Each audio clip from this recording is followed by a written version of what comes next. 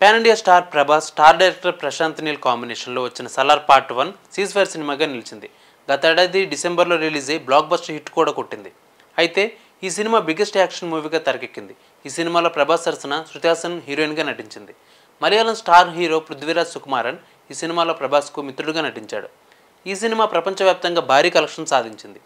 ఈ సినిమాకు సీక్వెల్గా సలార్ 2 శౌర్యాంగ పర్వం మూవీని కూడా చిత్ర యూనిట్ ఖరారు చేసింది. సలార్ మూవీ క్లైమాక్స్లో ఇంట్రెస్టింగ్ ట్విస్ట్ ఉండడంతో సలార్ 2పై ప్రేక్షకులకు మరింత ఆసక్తి నెలకొని ఉంది. అయితే ఈ సినిమా గురించి కొన్ని రూమర్స్ సోషల్ మీడియాలో తెగ వైరల్ అవుతున్నాయి. అవేంటో చూద్దాం. ప్రభాస్, ప్రశాంత్ నీల్ మధ్య కొన్ని క్రియేటివ్ డిఫరెన్స్ వచ్చాయని, అందుకే ఈ సినిమా ఆగిపోయిందని రూమర్స్ వైరల్ అయ్యాయి. తాజాగా ఈ రూమర్స్పై చిత్ర యూనిట్ క్లారిటీ ఇచ్చింది.